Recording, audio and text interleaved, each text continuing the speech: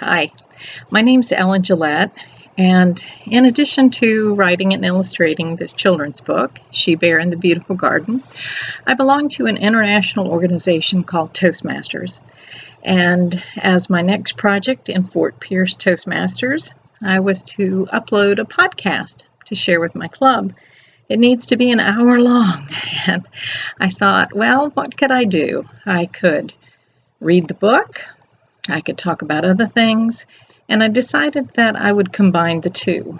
This will give parents the opportunity to see what the book is about before they want to make a purchase. It's a hardback book that is designed to last a long time, to be passed down from child to child. The cover illustration is by a friend of mine, Andrea Cox. I was in North Carolina when I started writing the book, and she agreed to illustrate it, but then had to move. And it was years later, I decided to illustrate it myself, and I was so glad to be able to use her beautiful illustration. There are some endorsements on the back, but it says, when Heartmaker tells She Bear that she and her beloved cub share a special destiny, she can't imagine what it could be. And this is the story of how that special destiny unfolds and what it means to her. It is not your typical children's book. It deals with some tough subjects, but I think we do children a disservice when we make everything happy and give them the idea that life is always going to be just lollipops and dolls and whatever. We have to deal with things, and I think that when we have talked about things with our children and they understand that we can trust God no matter what hard times we go through, then that will help. The book was dedicated to my parents, Herbert and Jane Pendergraft. Jane passed away last year, and I'm really sorry that she didn't get a chance to hold it in her hands. That was a dream for a long time. For my parents, Herbert and Jane Pendergraft, who taught me the importance of bear hugs at bedtime, and in memory of my own sweet cub, Adam Rogers Gillette, May 22nd, 1984 to August 22nd, 2000. I think you'll see as I read that my mother's heart is really invested in this book. I know what it's like to face loss. And here's a picture of She Bear with the hand of Heartmaker on her. I didn't try to depict God. We don't know what God looks like, but I thought as a being of light that would convey what I wanted. So I'm just going to read, and from time to time I'll stop and suggest things to discuss with your kids. She Bear was a simple creature with a sleek brownish-blackish coat exactly the color of a chestnut, only shinier, especially when the sun was out. She loved the way the fading light each day made her coat glow like a nugget of gold, but she wasn't vain, merely appreciative. It wasn't like she had anything to do with it. Heartmaker had created her that way. "Why did you make me so big?" She Bear asked Heartmaker one day. "I'm bigger than the cheetahs, the rabbits, and the kangaroos. I'm bigger than the koalas and pandas. I am even bigger than He Bear." Heartmaker chuckled as they walked through his beautiful garden together. Sometimes he made himself small enough to ride on her back without tiring her out. Sometimes he made himself so big that she fit into the palm of his hand. Today he was regular-sized, walking beside her on the path to the lake. Heartmaker stopped, so She Bear stopped as well. He rubbed her head the way she liked it and playfully tapped her velvet nose. "I made you so big," he said, "so that a big heart would fit inside." "Oh," She Bear said, "that makes sense. If you tried to put a really big heart into a skinny little body like Serpent has, it would look awfully silly." The two friends walked for a bit without talking. She Bear imagined Serpent with a gigantic lump where her big heart would poke out all around. She had another thought. And if you put a teeny tiny heart inside this big body, it would just flop around all the time with so much room. It doesn't really matter how big or small a creature is, you know, said Heartmaker. It's what is inside the heart that makes it your size or not. Even if Serpent were 10 times as big, his heart would be small. He laughed at She-Bear's puzzled look. And this is She-Bear and Heartmaker walking in the garden.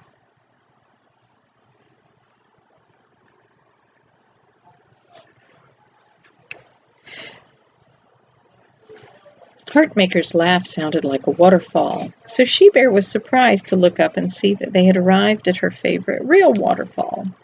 They waded out into the clear, cold water, so pure and refreshing that it always felt to She-Bear that she had grown a little younger every time she stepped back onto the soft green, mossy bank. She couldn't remember actually being a cub, of course, because Heartmaker had decided one day that she should be. And so she was. She tried not to think about such things, however, because her brain didn't seem nearly as big as her heart. Thinking deep thoughts made her tired. While they were playing, splashing each other and blowing bubbles underwater at fishes' faces, Other One heard them from a distance and ran to join them. She dove in, splitting the surface of the lake with her long, lean arms and legs, and swam to She-Bear's side. Brrr, her teeth chattered. Let me snuggle up to you, She-Bear. I don't have all that nice fur to keep me warm. And here is a picture of one, the female, the woman in the story, at the waterfall with She-Bear. She-Bear wrapped her enormous arms around the little creature she adored.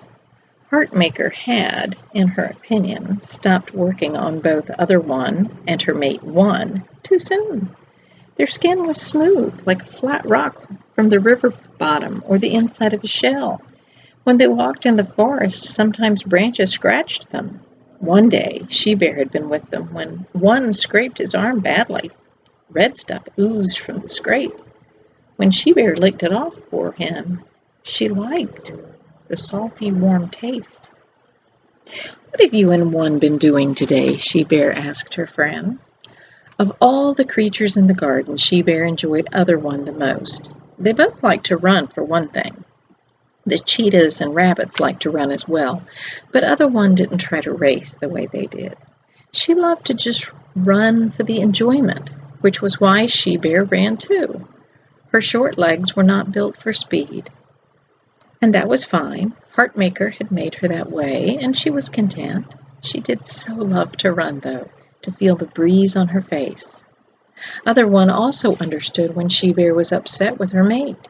There, she had cooed, stroking She-Bear's back, tickling her chin. He didn't mean to hurt your feelings. Would you like me to have a talk with him? After that, He-Bear acted a lot nicer.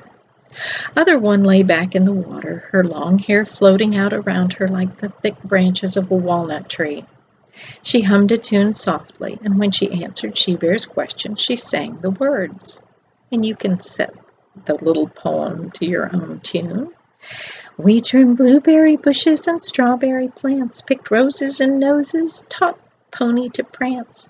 The whole day was spent just One and myself till I came over here to join in your dance. Heartmaker clapped his hands with pleasure at her song, and the sound was like a flock of geese taking flight. She-Bear knew he loved her, but there was something deeper and more beautiful about the way he loved One and Other One, as if they were part of him instead of something he had made. She thought she knew how he felt, the same way she felt about Cub. Her greatest joy, the closest she would ever come to being a Heartmaker herself, a creator. As much as she loved He-Bear or Other One or even Heartmaker, there was something different about her love for Cub. Hello, One called from the bank. Did you call me? And here's a picture of the man. This is one, and he's calling to She-Bear and Heartmaker and the other one. Heartmaker beamed, "I thought of you just now," as other one sang, "Let's walk before darkness falls over the garden. It is time for her to see the tree." She-Bear giggled. "There are trees all around us." One shook his head. "Not like that tree." Other one sloshed through the water toward the bank and pulled her hands into a wide arc so that she splashed him. "I thought you had shown me everything there was to see in the garden." Heartmaker came out of the water too. He had his reasons. "Today I will show you myself. Come, She-Bear, join us." She-Bear lumbered along behind Heartmaker as he walked between one and other one, the three of them hand in hand.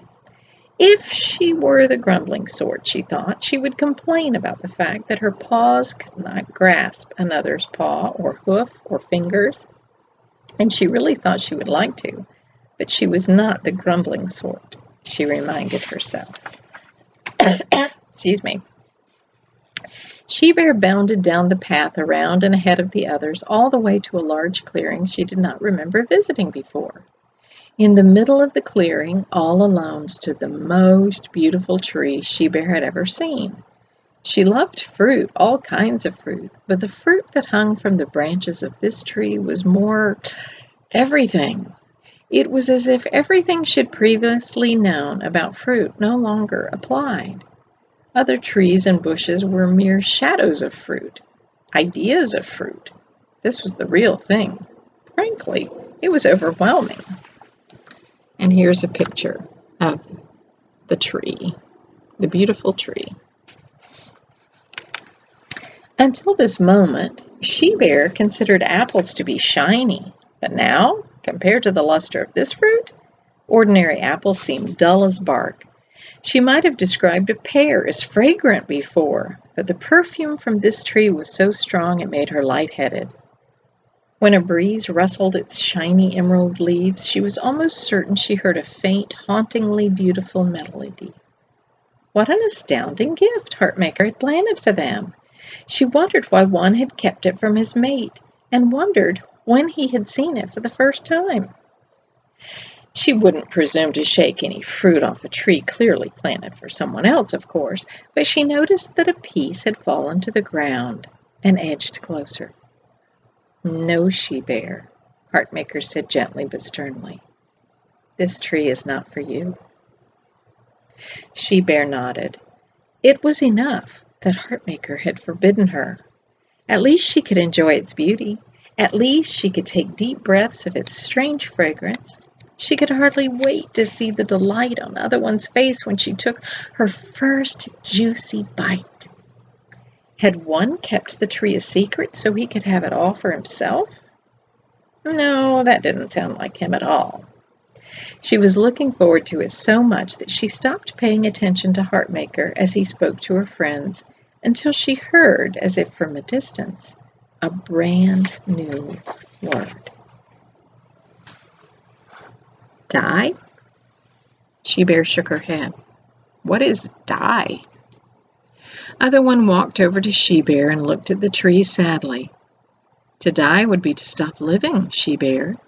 Heartmaker said that if we eat that fruit, we will die. She-Bear considered this. One must not have tasted the fruit after all. If you stopped living, you wouldn't be able to play with me, or swim in the waterfall, or laugh with one, or tend the garden for Heartmaker. That wouldn't be good. Not good at all. She understood now. That must be why one didn't bring you to the tree before, so that you wouldn't be sad to see the wonderful fruit and be unable to eat it. He was protecting you. Other one reached a hand toward the tree, longing clouding her eyes before her arm fell to her side. Yes, I'm sure it was something like that. She stooped down to whisper in She-Bear's ear. I think it's a test. She's whispering in She-Bear's ear. 2 new words in a day. And one day, She-Bear felt slightly dizzy. What is test? Is there one for me? Other one giggled and threw her arms around She-Bear's neck. No, silly. If you needed a test, wouldn't Heartmaker give you one? He only gives us what is good and what we need. One and Heartmaker were talking solemnly, their backs to She-Bear and Other One. She-Bear was confused.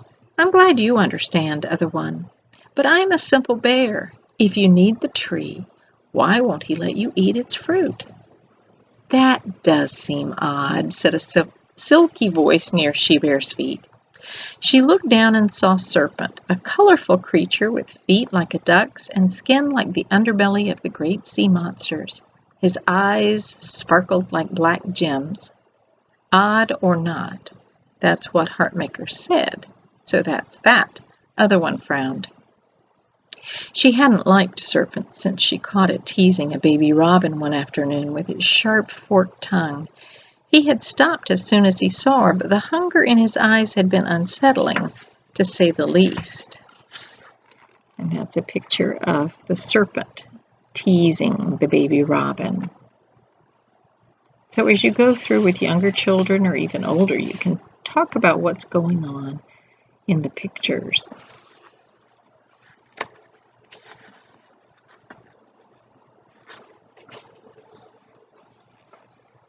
Maybe the test is about thinking for yourself, not always going to him for answers, bothering him when he's busy, that sort of thing, said Serpent. Serpent's expression implied that he could not care less one way or the other, but She-Bear didn't trust him, not since she had lost Cub one afternoon. One minute she could see the distinctive star-shaped white spot on his dark back ahead of her in the forest, and the next he simply vanished. It had taken twice as long to find him as it might have, because Serpent had sent her looking in the wrong direction. It was just a joke, he'd said, which was not true. Jokes, She-Bear knew, were fun. Losing her cub was anything but. Heartmaker and One turned around at the sound of Serpent's voice. She-Bear was surprised to see something like anger briefly cross Heartmaker's face. Had she done something wrong? But no, he was looking at Serpent, and then he smiled. Serpent, you're looking quite pleased with yourself. Did Other One explain that this fruit is not for eating? If you ask me, it seems a shame to let all that fruit go to waste, Serpent said. Heartmaker did not stop smiling, but his eyes narrowed ever so slightly. If I choose to make fruit that is not for eating, it is not wasted at all. It simply is. He took a long, deep breath. And I did not ask you, Serpent. Serpent bowed elegantly. As you wish. Shall we all go to the mountain and listen for the sun to bid us good night? The group started out together, but Heartmaker said he needed a few minutes alone, and just like that, he was gone. When they joined him at the summit, She-Bear noticed that Serpent had slipped away from the group. She didn't mind a bit, especially when Heartmaker pointed up to the darkened sky. What is that group of stars, She-Bear? She-Bear giggled. Heartmaker knew it was her favorite part of the great sky dance that took place every night. It is a bear and her cub. Heartmaker grinned in the fading light. So it is, She-Bear. Always remember that many will look at the heavens and see the great She-Bear and her cub dancing there, and they will remember you for doing a great thing. We're looking up at Ursa Major and Ursa Minor, which is the bear constellation, the two bears. What great thing could I possibly do? She laughed. Cub was her joy, and she was proud of him as only mothers can be with their sons, but still, she could not think of anything Cub might do either. Heartmaker had told her this before, but tonight, as the light grew dimmer and dimmer, She-Bear squinted and frowned. Heartmaker looked almost sad. "When the time comes," he said softly, "you will know."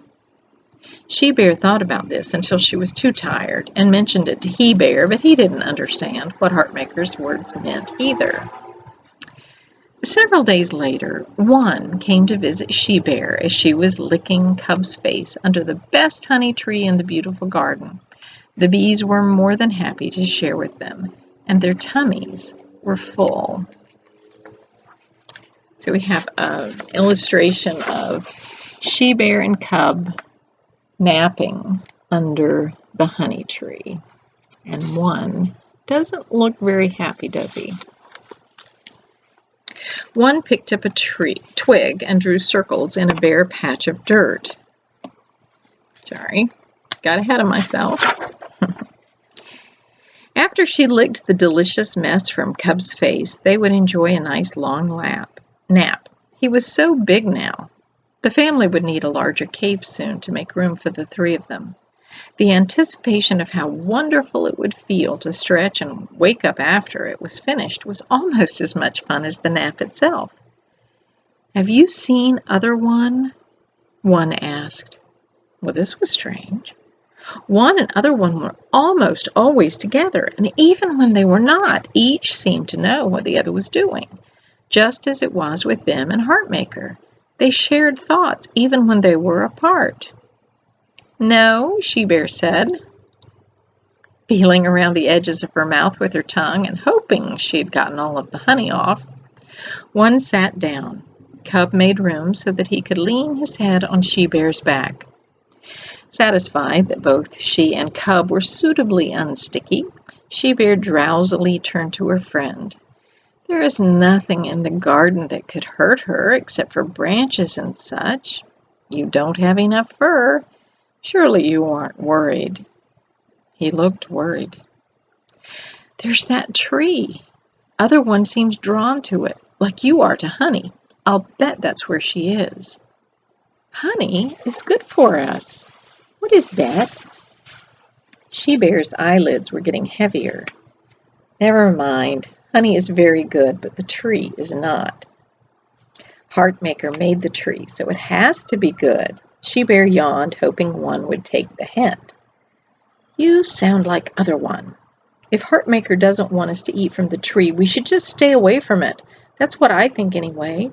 Other One goes and just sits there in its shade, gazing up at the fruit, like she can almost taste the fruit that way." He looked angry. One of the few times She-Bear had seen him angry, and never before at Other One. Suddenly, she was wide awake. One picked up a twig and drew circles in a bare patch of dirt.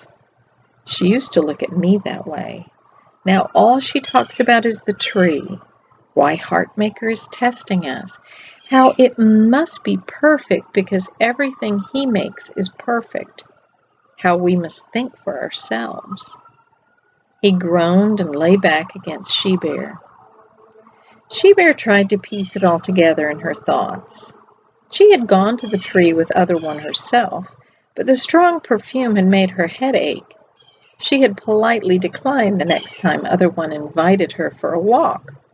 All at once she realized that since Heartmaker had shown them the tree, Other One had not played with her or run with her, not even once.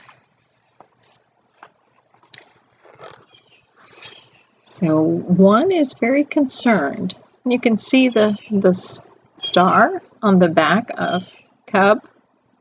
He's getting almost as big as She-Bear. And One is upset. He's worried. Concerned tickled her stomach where the honey was. "There's nothing wrong with looking at the tree," she said, trying to be helpful, "or sitting in its shade, only with eating the fruit."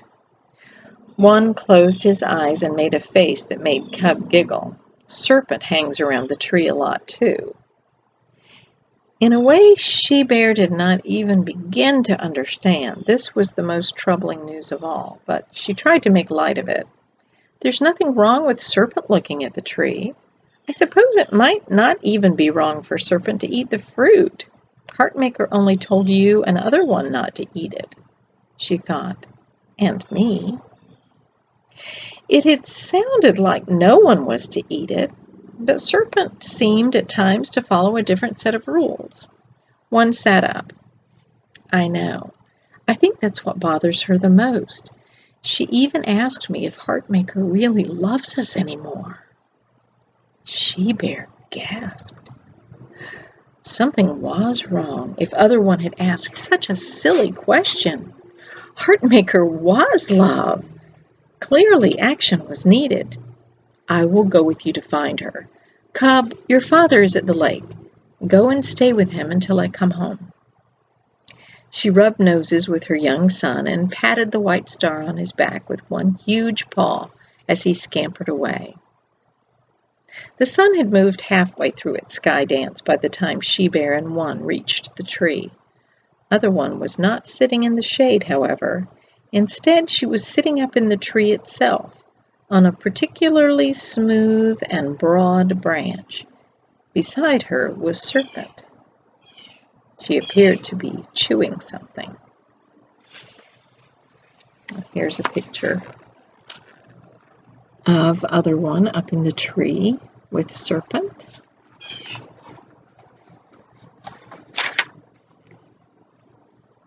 One called up to her, "Please come down. She-Bear and I want you to go swimming with us." Other One coughed as if whatever she was chewing had caught in her slender throat. She-Bear did not trust Serpent. He might have offered her a nut, knowing it was too big for her to swallow. "What are you eating?" Other One looked down at her strangely. "It's none of your concern what I eat, She-Bear. After all, I am the queen of the garden." This was news to She-Bear, and she considered it. Perhaps Heartmaker had asked her friend to be queen and hadn't told the others yet. This seemed doubtful. If there was going to be a queen crowned, Other One was the logical choice, but there would also be a grand celebration, like the day all the creatures in the garden had a party for the egret family. That was the egret's party. It wasn't the same. That was just because party, and not for anything as important as crowning a queen, but everyone would have wanted to get in on the fun. There would be much bowing and dancing and presents of berries, flowers, and fruit. A terrible thought crossed She-Bear's mind. Did you eat the fruit?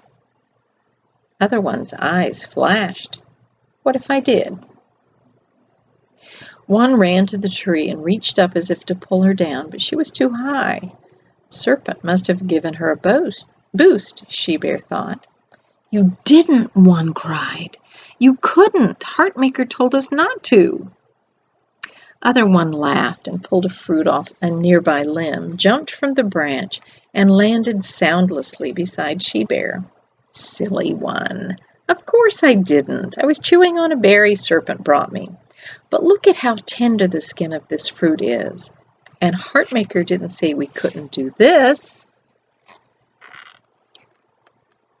She's taking a lick of the fruit.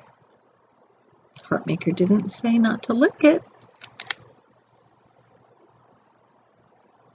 Parents, you could talk to your children about rules and how we shouldn't even get close to disobeying those rules for our own safety. But back to She-Bear. Heartmaker didn't say we couldn't do this, she said as she slowly licked a droplet of dew from the fruit's jewel-like surface, savoring the taste. "I've been licking fruit all day, and it's incredible. Imagine how the fruit must taste if it's this good just to lick one." She held out the fruit. "Here, lick it. See what I mean?" One frowned at She-Bear, and She-Bear frowned back, the faintest of growls forming in her throat. Heartmaker had not forbidden them to lick the fruit, that was true. Clearly, it wasn't dangerous. It didn't make the licker die. Other One was right there, looking, in all honesty, more alive than She-Bear had ever seen her. There was something a little frightening about how alive she was, how wide open her eyes were, how flushed her cheeks had become. Still, She-Bear didn't like to interfere, especially with another one. They were smarter than she was, much smarter, and they were closer to Heartmaker. But the big heart he had put inside her huge body was pounding so strongly she felt wobbly. She pushed the fruit from other one's hand, and it fell to the ground, splitting open.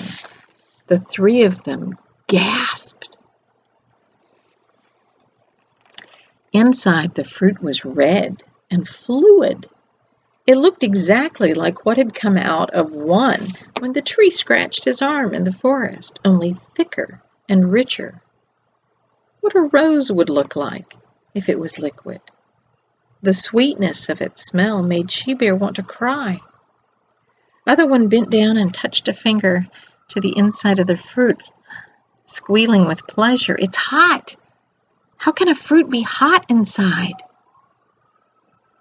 She-Bear saw what was coming, and even though it was what she wanted to do herself, more than she could remember ever wanting to do anything, she couldn't bear to see her friend get in trouble with Heartmaker. "Don't taste it, don't!" she cried, pushing other one away from the broken fruit. Other one slowly raised the juicy finger to her lips. Heartmaker said not to eat the fruit. He didn't mention licking or tasting. The finger disappeared into her mouth and she closed her eyes, sighing deeply. Oh my, it's even better than I dreamed it would be. As She-Bear and one stood staring, not knowing what to do, Serpent threw down another fruit, and before She-Bear or one could stop her, other one lifted it to her mouth and took an enormous, unladylike bite, squealing with delight and jumping up and down. One tried to take it away, but she was too quick. Laughing, other one ran around the tree so that one would chase her.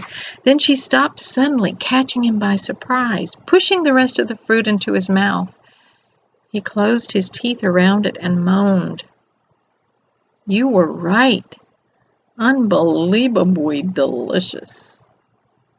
What is going on? She-Bear thought. He knows better than to talk with his mouth full. Other one squealed. "See? And we didn't die. That was the test. To see if we'd believe just because, or if we'd be smart and figure it out for ourselves. We were smart. We passed the test." She threw her arms around him and hugged him tightly, then jumped back with surprise. "The fruit made me smarter. I never noticed that we were so different." "Well, of course we are. I am male. You are female. Just like the animals are in pairs. She-Bear and he-bear, she-lion and he-lion.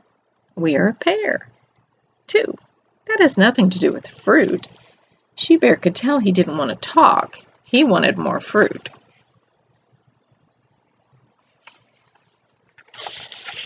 And She-Bear looks worried as they're talking about their differences.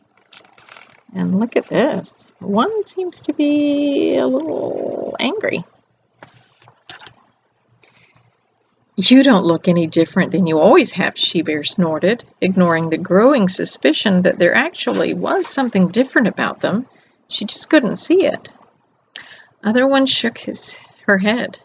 "I always thought we were two halves of a whole, two parts of one. One and other one. Now I see that we are separate, unique. One and other." One frowned. "Other one, you mean?" Other one's eyes flashed proudly. "Other, no one. I need no one to be who I am. I am other, all by myself. I am enough without you." Serpent called down from the tree. "I see what you mean. The fruit has opened your eyes to see how you are just like Heartmaker. There is no other, no mate for him. He was and is and always will be. Now that you've tasted the fruit, you will be too." Serpent jumped from the tree to face them, clearly enjoying himself. Heartmaker said you would die, but he must have meant that you would die to your old ideas, your old thoughts, your old way of accepting everything he said as the only truth. Now your eyes are open. You can see that you're unique, someone to be adored just for you. And one is unique too, someone special by himself, not because of you. Other one was clearly not as pleased with this as she had been when Serpent mentioned her being adored. She wanted one to adore her, now that he saw how truly wonderful and different she was. If one was worthy of adoration too, that sort of took the fun out of everything. She began to pout. One put an arm around her gently. Don't worry. I still love you, even though we are different. But I'm still a little confused about the die part.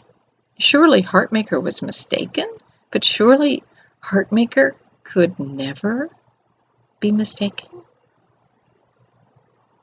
Despite the day's warmth, She-Bear shivered. If Heartmaker was wrong, then everything was wrong. She felt as though she had awakened one morning to find that the sky was orange instead of blue. What will happen when Heartmaker finds out what you've done? She was a little concerned that Heartmaker might think she had something to do with the eating of the fruit, but no. Heartmaker knew everything. He would know she tried to stop them, which meant, of course, that he knew they had disobeyed him. Other one must have been thinking along the same lines because her face clouded. It was the first time She-Bear had ever seen fear on her friend's face, and it was most unattractive. Her mouth was smeared with red juice, bits of fruit were caught in her hair. There were dribbles of sticky goo all down her front and on her arms. If the situation were not so serious, She-Bear thought, she could take her friend to the lake and they would laugh together at her reflection. No one was even smiling today, though. Look at the sun, cried Other One. It is almost time for Heartmaker to come walk with us. Maybe he will be angry that we discovered his trick. Serpent put his stubby little hands on his narrow hips and lectured them. Here's Serpent lecturing them. Quite like He-Bear often did when he thought, almost always wrongly, that She-Bear did not understand him. Heartmaker is the one who made you, is he not? And Heartmaker chose to give you great intellect for figuring things out, did he not? Why would he be displeased that you have gotten to the bottom of things, that you discovered the punchline to his cosmic joke all by yourselves? One was not convinced. His joke? Heartmaker loves to laugh, but he's never played a joke on us. Serpent rolled his beady jewel eyes. What about some of the animals he created? They look so absurd, it must have been a joke. And what about you? I? What? You are ridiculously formed. You have no hair to protect your skin. One smirked. Neither do you, Serpent. I have scales, which are far superior. You walk upright instead of on 4 legs, which would give you more speed and more protection from your enemies. She-Bear interrupted. What is enemies? I'm getting a little tired of all the new words. You're going too fast for me. Serpent seemed about to answer, no doubt snidely, when a shifting breeze brought a familiar scent. Ordinarily, the aroma would have brought delight, but One and Other One looked confused, even fearful. Heartmaker was on his way. For the very first time, he would not be greeted with complete joy.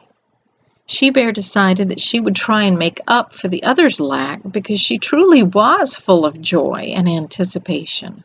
Whatever mess One and Other One and Serpent had made, Heartmaker would know the very best way to fix everything. Of that she was certain.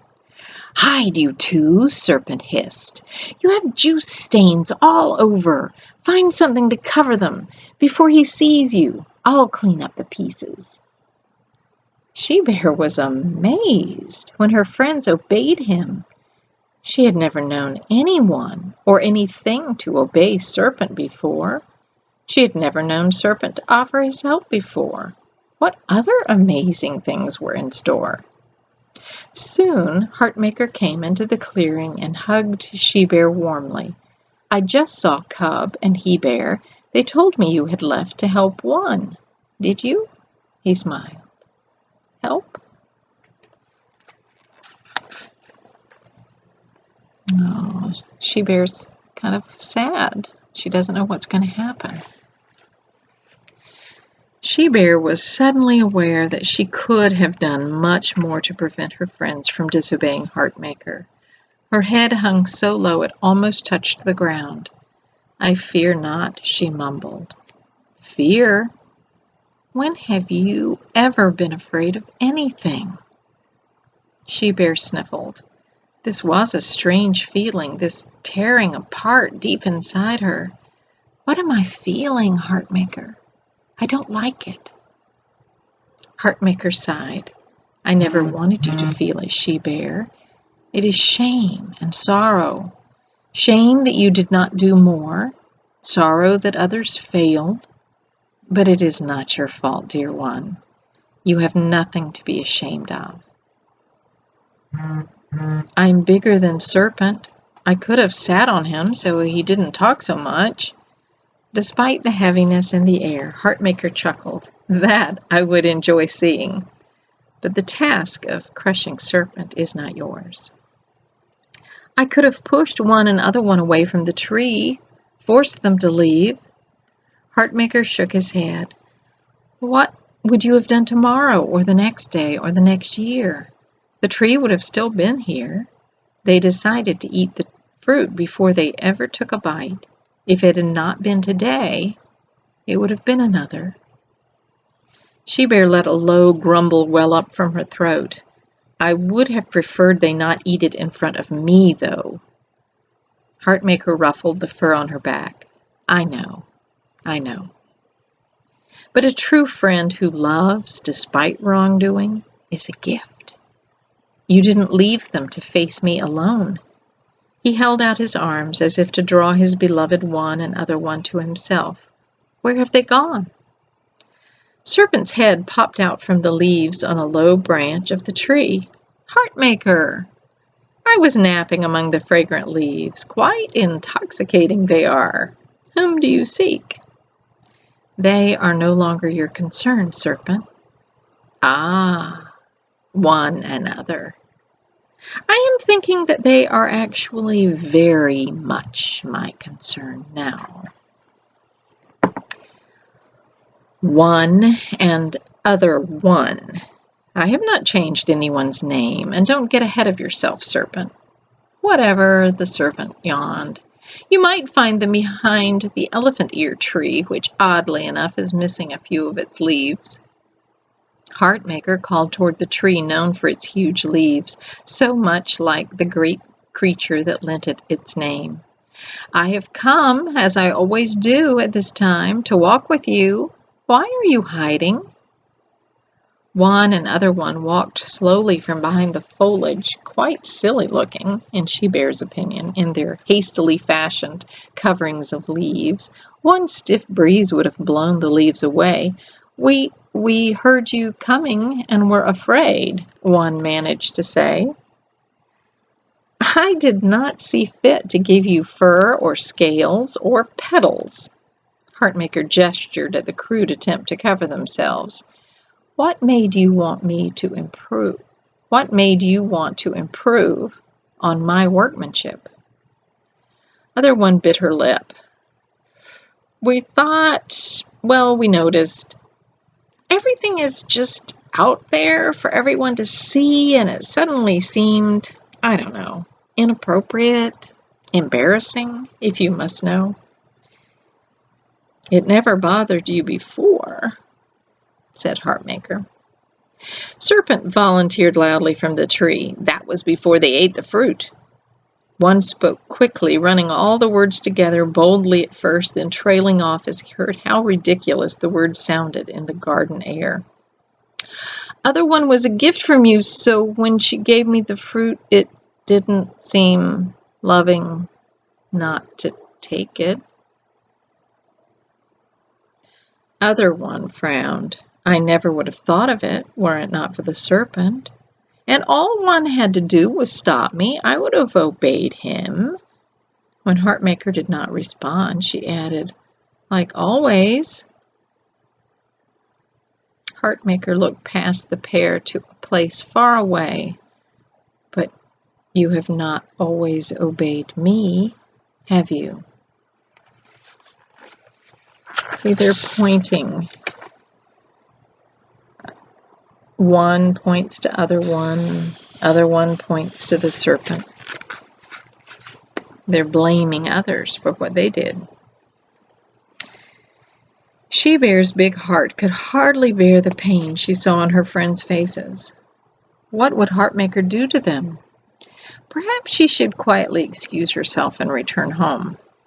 In response to her thoughts, Heartmaker nodded in approval. She-Bear looked once more at her beloved friends, hoping they could see the love in her eyes before turning down the path that led to He-Bear, her precious cub, and home.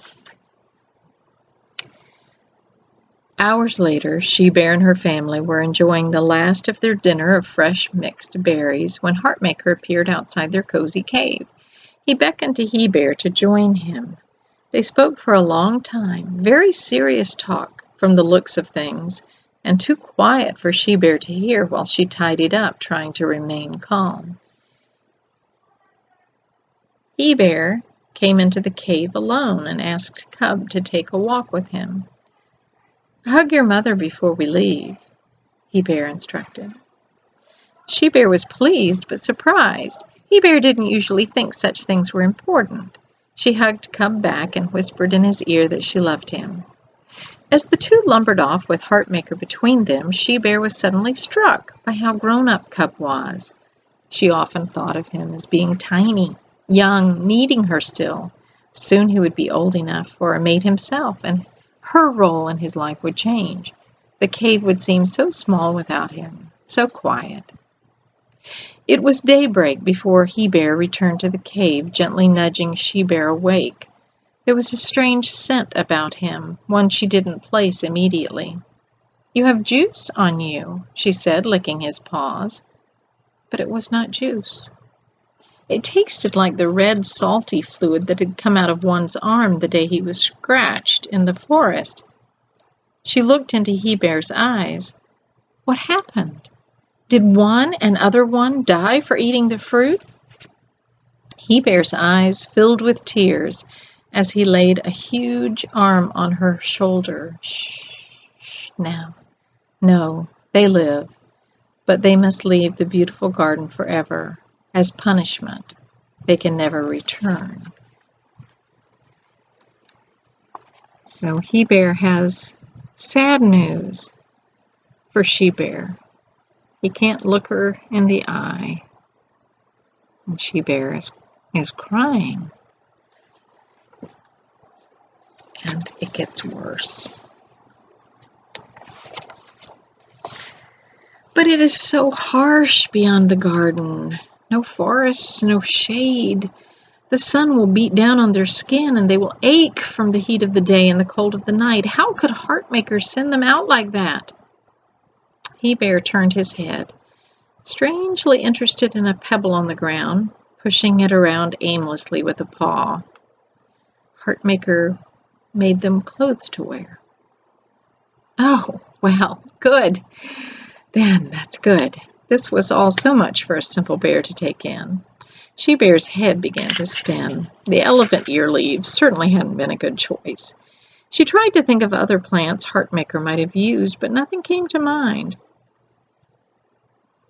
What did he make the clothes from? And before the words were out of her mouth, another question had formed in her mind. Where is Cup?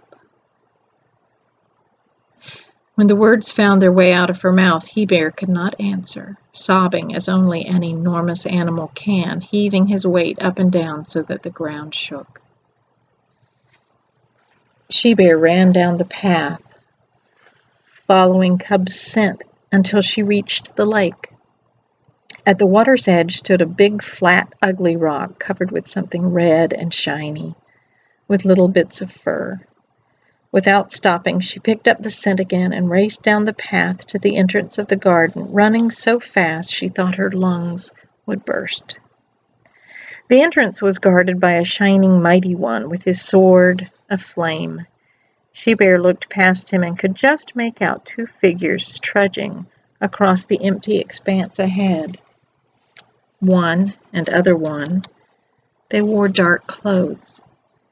On other one's back, She-Bear could just make out a familiar and beloved white star. She crumbled to the ground.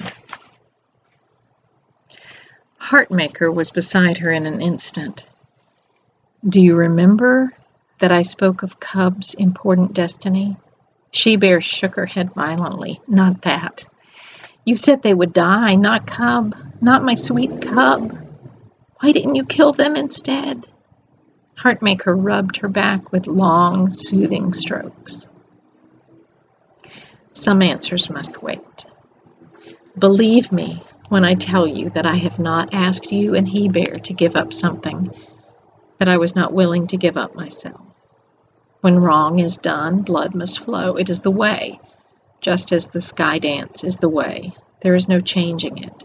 It was Cub's choice to die for his friends." He-Bear came slowly up the path. She-Bear ran to him and beat him with her paws, but grief had drained her of her strength. He barely felt the blows as he tried vainly to comfort her. "Why did you let him?" She-Bear cried. "I hate you! I hate you both!" She buried her head in her huge paws, too weak to speak.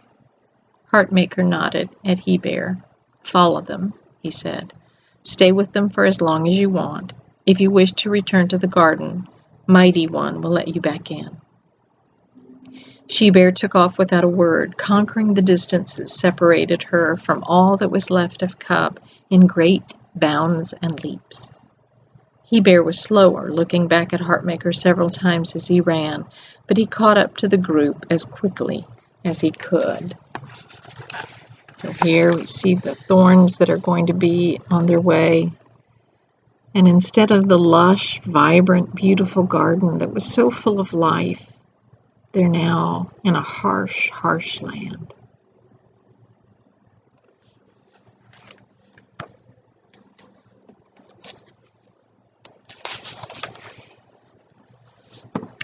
The four walked together without a word.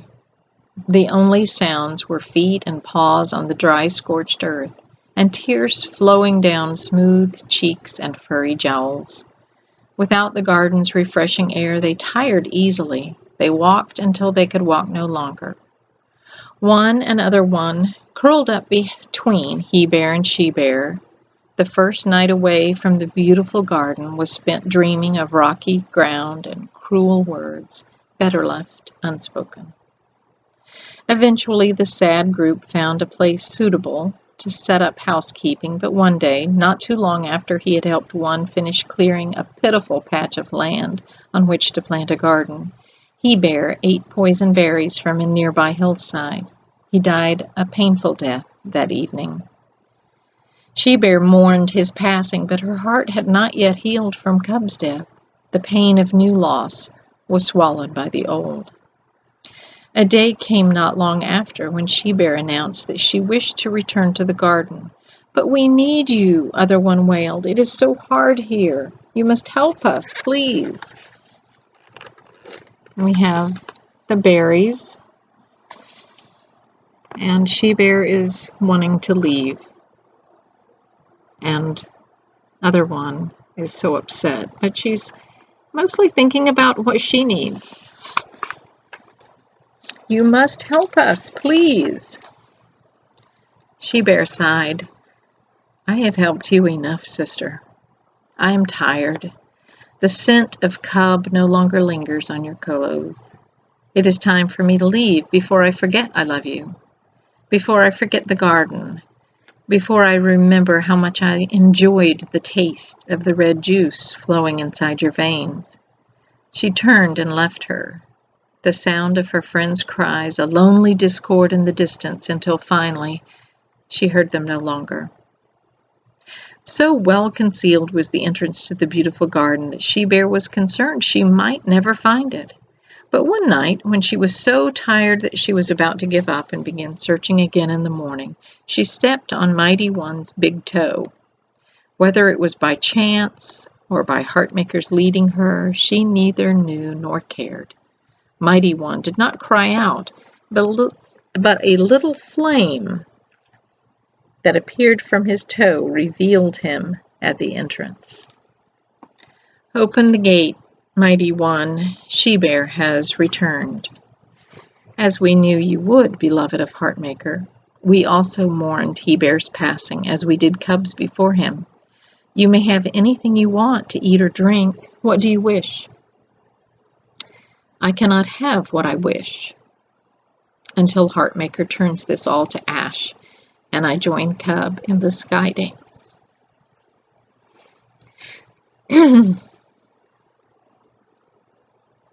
Until then, allow me simply to sleep.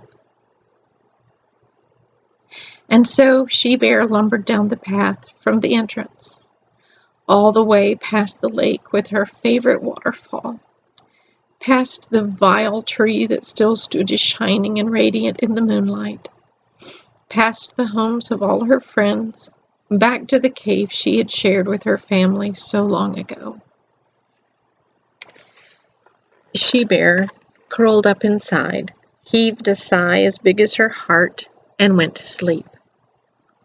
For all we know, she sleeps there still, which is why bears all over the world set aside time each winter to curl up and sleep, paying homage to their first mother, She-Bear, in the beautiful garden. The end.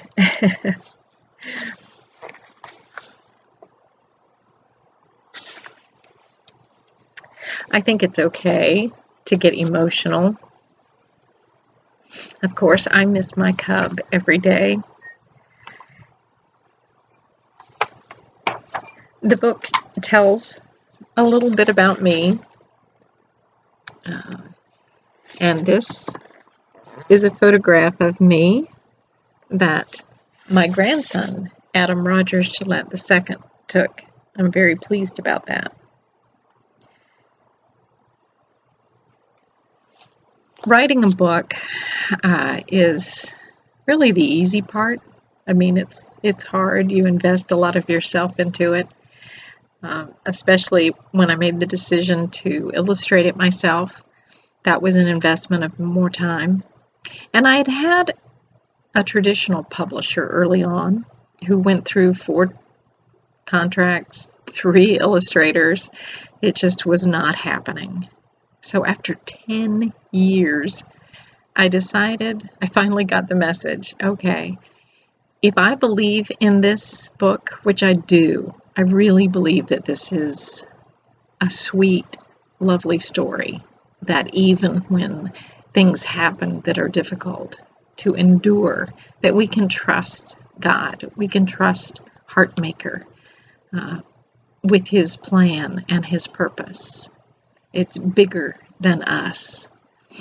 And so I decided that I should be willing to invest more of myself. The time it took to illustrate it, and also the investment to self-publish. La Maison Publishing in Vero Beach, Florida did a lovely job with the colors and the hardback book. So I was very pleased by that.